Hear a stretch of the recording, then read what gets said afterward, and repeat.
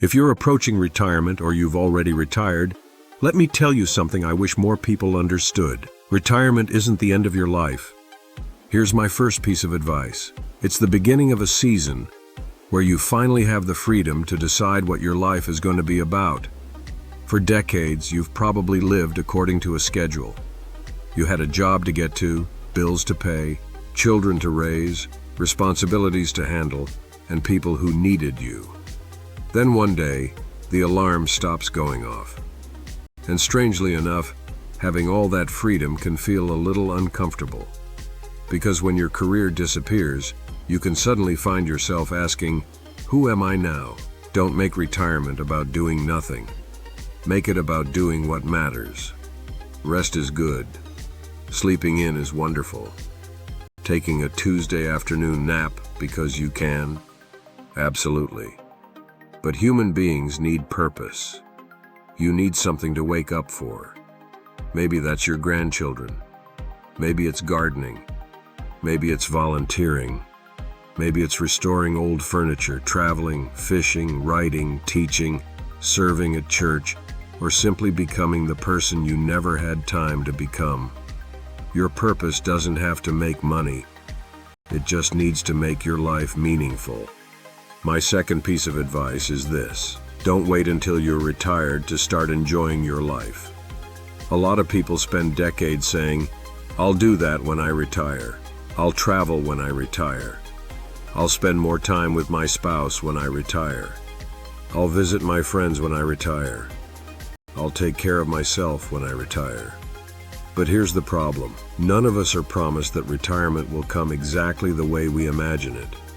So don't postpone every good thing. Take the trip. Call the friend. Take your spouse out for breakfast.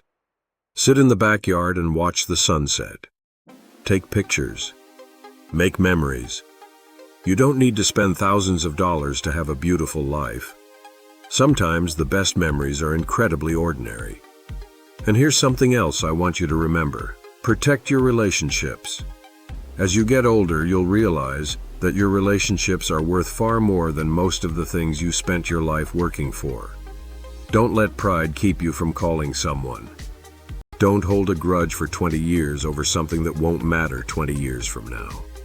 Tell your children you love them. Tell your grandchildren the stories of your childhood. Ask your spouse questions you've never asked before. And if there's someone you've been meaning to forgive, consider letting that burden go. Forgiveness doesn't mean what happened was okay. It means you don't want to spend the rest of your life carrying it. My next piece of advice is practical. Take care of your body. You don't have to become an athlete. Walk. Stretch. Lift something appropriate for your strength. Get outside. Eat nourishing food. Get enough sleep. Stay socially connected. And don't assume that getting older automatically means becoming helpless. There is a tremendous difference between aging and giving up. Keep moving for as long as your body allows, because independence is something worth protecting. And finally, here's probably the most important thing I'd tell anyone entering retirement. Don't measure your worth by how useful you are to everyone else. For so much of your life, you've probably been needed.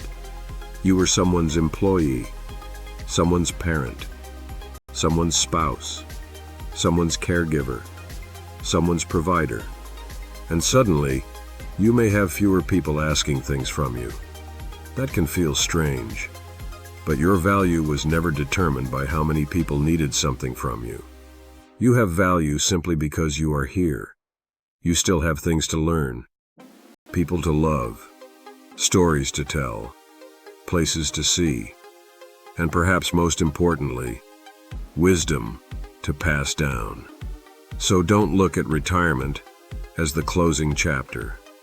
Look at it as the chapter where you finally get to slow down enough to appreciate the story you've spent your entire life writing. And if you're lucky enough to have more years ahead of you, don't spend them worrying about how old you are. Spend them asking yourself, what would make the next chapter meaningful? Then go do that. Because retirement isn't about having nothing left to do. It's about finally having the freedom to choose what is worth doing.